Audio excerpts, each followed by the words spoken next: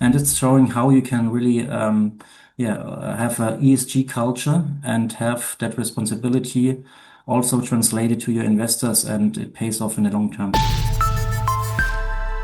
Hello, you're watching Proactive. Joining me are Digby founder and CEO Jamie Strauss, as well as Dr. Mischa Zauner, CEO at Deutsche E-Metalle. Jamie, Mischa, very good to see you again. Mischa, let me start with you. What was the key challenge or risk you wanted to address by commissioning another independent Digby assessment? And how has that helped strengthen your conversation with investors, off-takers, and regulators? Thank you, Stephen. Good morning. So the main reason was to get a further local community engagement in the Puna region. That's the area where we currently develop our flagship project in Argentina. It's called Karachi Blanco. It's a lithium brine project. Another reason why we did this again was the stakeholder engagement, mainly here in Europe at a European level, also in the US, since our joint venture is based in the US, and at the Argentinian level, where we have the assets. Digby paid really well off there to show them our continuity, responsibility in the project development. And another reason was also the transparency. So since we started 3 years ago with Digby, we wanted to assure that all the stakeholders get the maximum transparency possible.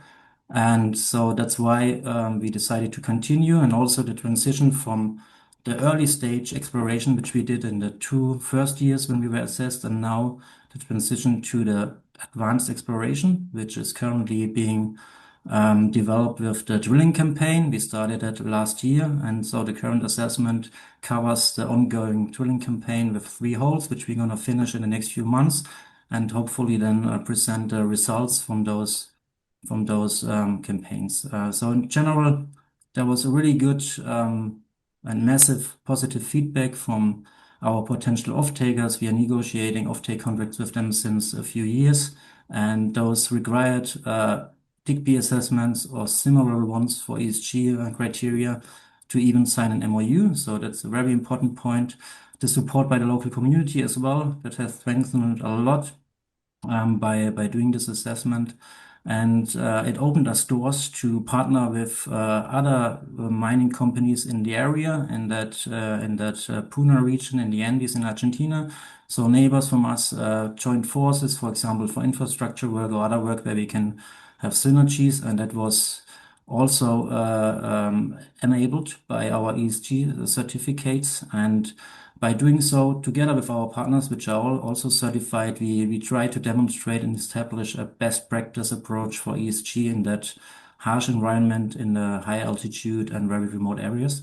So actually, there's many pros and many things that helped us. And also, our slogan is always put your money where your mouth is. So we show the investors that we're not only talking ESG, that we're also doing it, and get those independent assessments in a, let's say, regular intervals.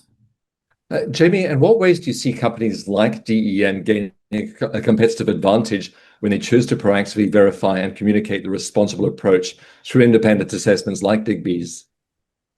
Yeah, I think DEM is really a great example of really how we can transform perception and this industry as a whole. I mean, if you look at what they've done, they've not only committed to embracing sustainability, but they've also taken a lot of the information on an annual basis and continued to de-risk that project. And as I go back to what Mischa's just said, is that he's had incredibly strong engagement and relationship with a number of different stakeholders, and particularly important, obviously, off-takers and investors at the moment. And they've either required or been comforted with the having done an independent assessment on this. So if you take all of that and kind of say, okay, what's the strategic advantage here? It is getting ahead of the game of where risk effectively then materializes. I mean, 83% of all projects fail between development and production. Those are the statistics. 17% don't. So if you're an investor, or if you're an off-taker who wants to have this product, you want it to be delivered on time and on budget. Once you kind of go through that process, who are you going to back? The ones which have been prepared, which have de-risked, understand where those risks are, have an early, have done an excellent job with their social license to operate right from the beginning, which is very difficult to do later on. You can't just turn it on and off. So the strategic advantage is getting ahead of this risk, and DEM is a really great example of that.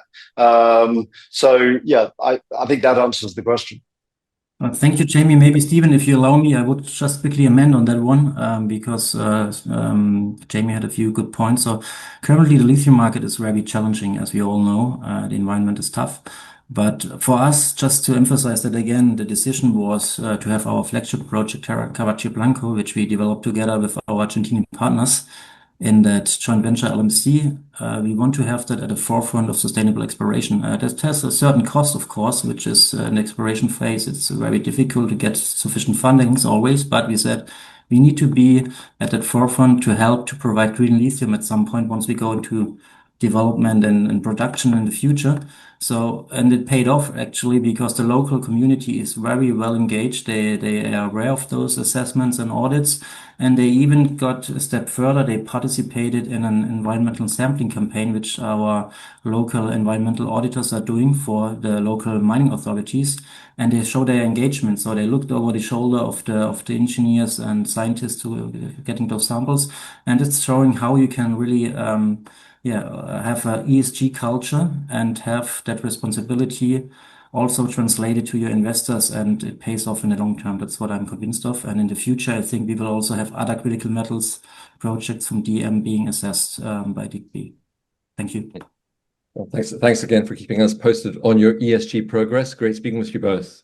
Thank you. Thanks very much, Stephen.